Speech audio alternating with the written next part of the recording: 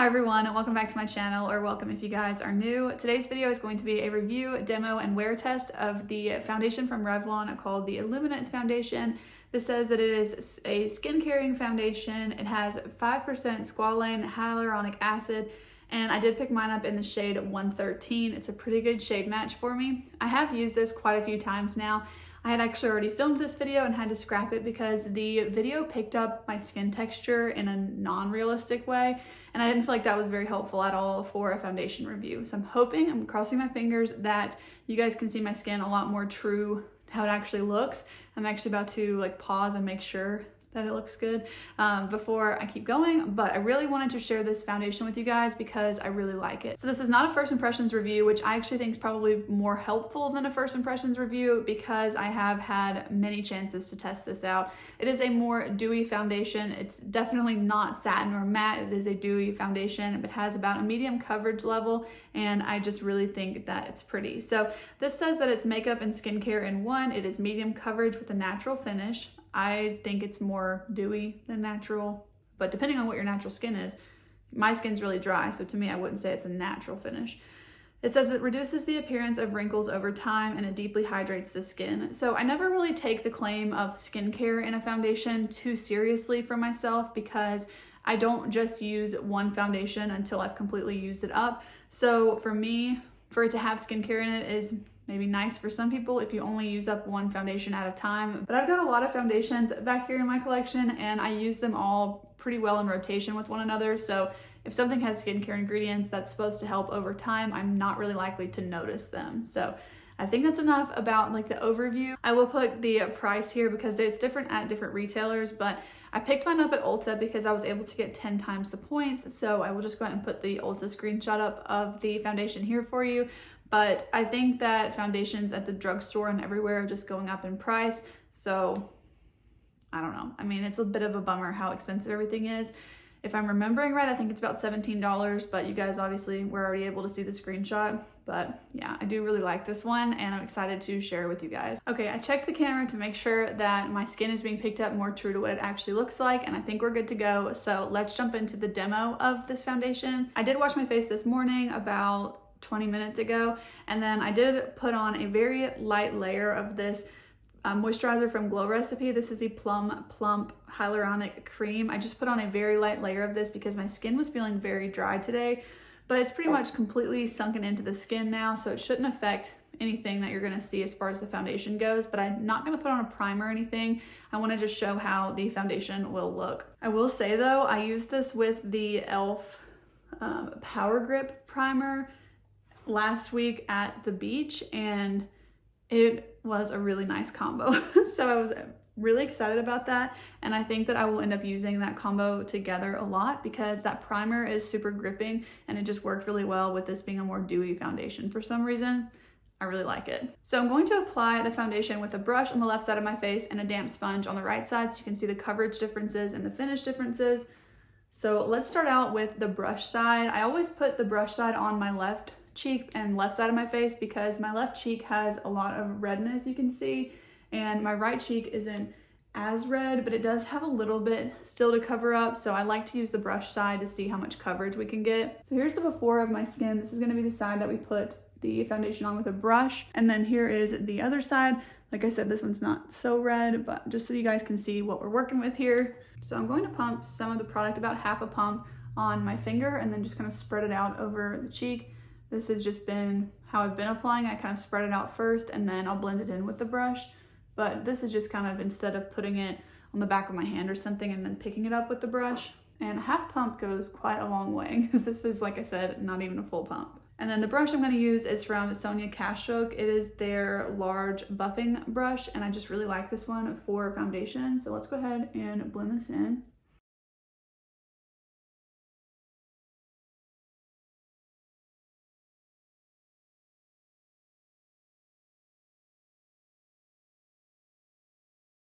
So I think you can get that kind of natural skin finish if you do use a brush. It's definitely less glowy and you can kind of change the finish of it based on what primer you use also. But I definitely do think that it's a more natural finish versus dewy. with a brush. But I guess because I've been applying it with a sponge lately is why I think of this as such a dewy foundation, but I'm seeing now that this side really isn't as dewy as what I'm kind of used to. So here is with one layer of the foundation. You can still see the redness through my skin, but it definitely just evened out my skin tone. I hope that you guys are able to really tell. I will go ahead and build up the formula a little bit, but I want to go ahead and put on a light layer on the right side with the damp sponge so that you guys can see what one kind of more equal layer would look like.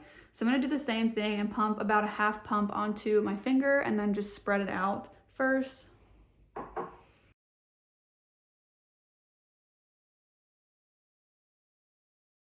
And then I will just blend this out with my damp sponge.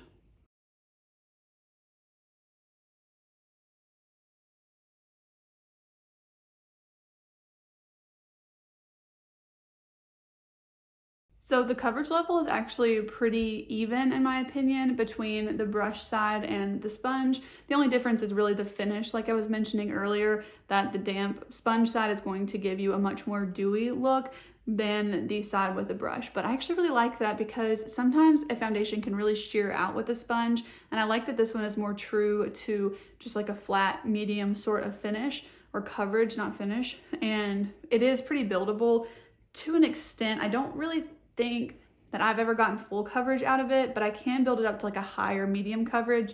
I'm taking like probably just a little bit less than half a pump, and I'm going to show you guys how I can build this up.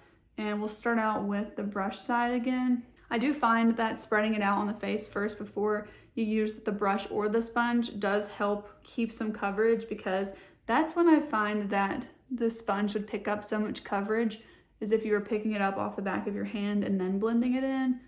But here it's kind of all, for the most part, staying on your skin at least. So you can see here that you can still see just a tiny bit of my redness peeking through, but that's something where this is probably where I would stop as far as building up the foundation if I wanted a little bit more coverage, and then just add concealer. And then I will go ahead and build it up about the same on the sponge side. So again, a little bit less than half a pump. And I'm not adding any more onto my forehead either, because I've got some creases on my forehead, and so I find that the less foundation I put on it is the better.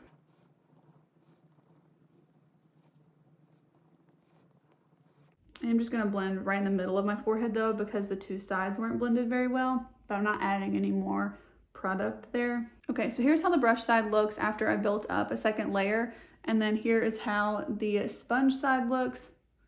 So hopefully you guys can really see the coverage of both sides really well. And yeah, I just really like this one. I feel like it looks really pretty. I haven't had any bad experience with it sitting uncomfortably on my skin. It feels pretty comfortable. It sets down to where it's not like extremely tacky. I do feel like because it's a more dewy foundation, it has a tiny little bit of dew to it and in the way that it feels, but over time throughout the day or anything, I haven't really ever been bothered by it. I'm gonna add just a little bit of concealer. This is the Flower Beauty Light Illusion. This is again kind of a medium coverage concealer, but I want to put this on the under eyes, and I'm not going to put it on the cheeks or anything because I want to show how the foundation will last on its own.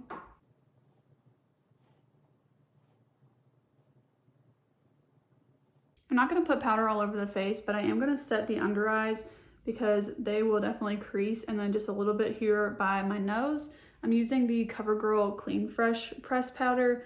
It's pretty lightweight, so it's not really going to change the finish of anything, and it shouldn't, change how you guys are able to see the foundation.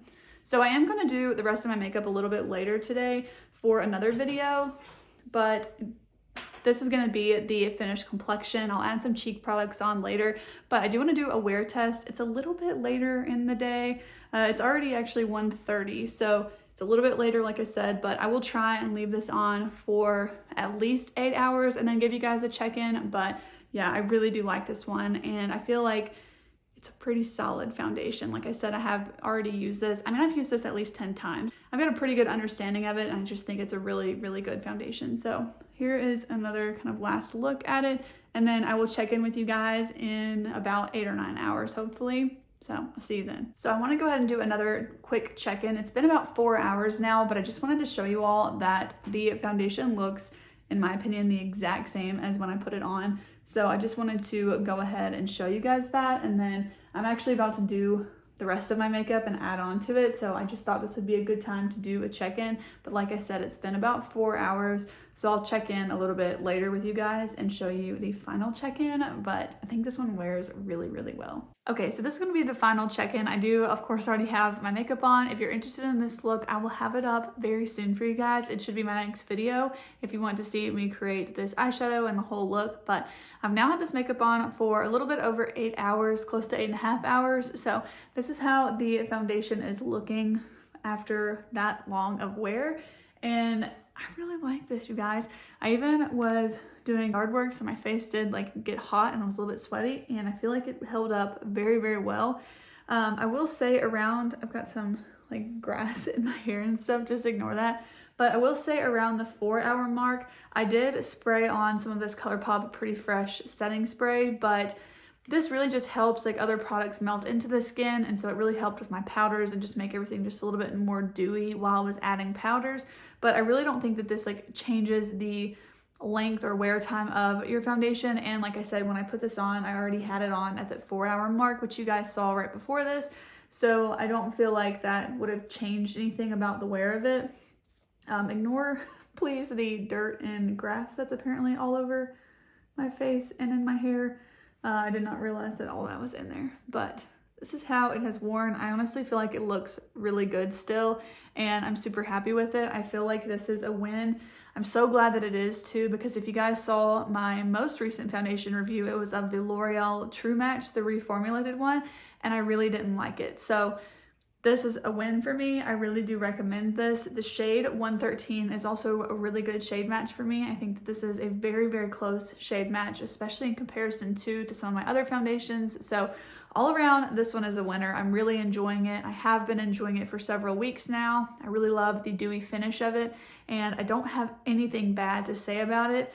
I guess if I was being nitpicky and like looking for something negative to say, I might just mention that the price is a little steep for a drugstore foundation, but I do feel like a lot of drugstore foundations are getting up to this price point. So, you know, I don't really know that I can count that against this one. I think it's just kind of what's going on right now. So I hope that you guys did enjoy this review and demo and wear test. Let me know down below what you guys think about this foundation. Have you tried it? Do you think you might pick it up? What do you think about it? Let me know. I would love to know. If there's any other foundations that you would like to see reviewed or anything else that you want to see from my collection that I already have, feel free to let me know in the comments as well. I'm always happy to add anything that you guys want to see to my video list, and I always try to really incorporate what you guys want to see because I am making content for you all to watch. So if you did watch till the end of this video, thank you so much for watching. I really do appreciate it. If you did like today's video, please go ahead and give it a thumbs up. Also, if you have not subscribed to my channel yet, please go ahead and do so. I would really, really love that. But I'll see you guys in the next one. Bye.